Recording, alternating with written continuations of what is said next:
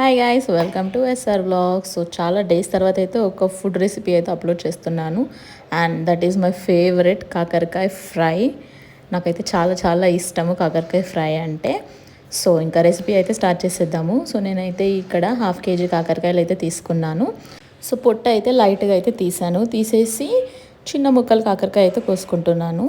మీకు కావాలంటే గింజలు పెట్టుకోవచ్చు లేదా తీసేయచ్చు. నేనైతే గింజలు తీసేస్తున్నాను. తీసేసిన తర్వాత మన కాకరకాయలన్నీ మంచిగా కట్ చేసేసుకొని అండ్ ఇక్కడ వాటర్లో పసుపు ప్లస్ ఉప్పు లైట్గా పసుపు ప్లస్ ఉప్పు వేసిన వాటర్లో అయితే వేస్తున్నాను. అండ్ కాకరకాయలో వెల్లిపాయలు వేస్తే కనుక అది ఇంకా నెక్స్ట్ లెవెల్ టేస్ట్ ఉంటుంది. సో నేనైతే ఇక్కడ ఒక గుప్పెడన్ని వెల్లిపాయలు అయితే తీసుకొని నార్మల్గా అయితే కచ్చపచ్చగా అయితే దంచుతున్నాను. సో కాకరకాయ ఫ్రైలో ఇది వేస్తే ఇంకా సూపర్ టేస్ట్ అయితే ఉంటుంది కాబట్టి. సో ఒక 1/2 అవర్ అయితే కాకరకాయ నానబెట్టిన తర్వాత స్ట్రెయిన్ అయితే చేసుకుంటున్నాను వాటర్ లేకుండా.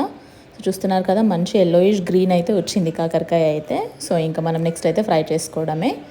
కడాయి పెట్టేసి ఆయిల్ వేడైన తర్వాత నేను ఆవాలు జీలకర్ర అయితే వేస్తున్నాను అండ్ ఒక ఎండుమిర్చి కూడా వేసాను.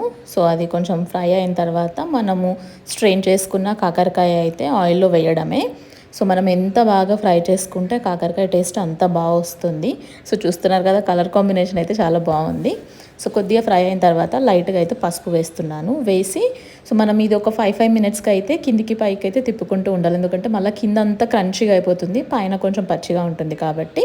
మనకి 50% కుక్ అయిన తర్వాత కాకరకాయలను అయితే అటు ఇటు జరిపేసి ఆ ఆయిల్లో అయితే మనం దంచుకున్న వెల్లుల్లిపాయ అయితే వేస్తున్నాను. ఆ స్మెల్ అయితే, ఆ అరోమా అయితే సూపర్ గైస్, అంత బాగా వస్తుంది. మొత్తం ఇల్లంతా స్ప్రెడ్ అయింది, స్మెల్ అయితే చాలా బాగుంది.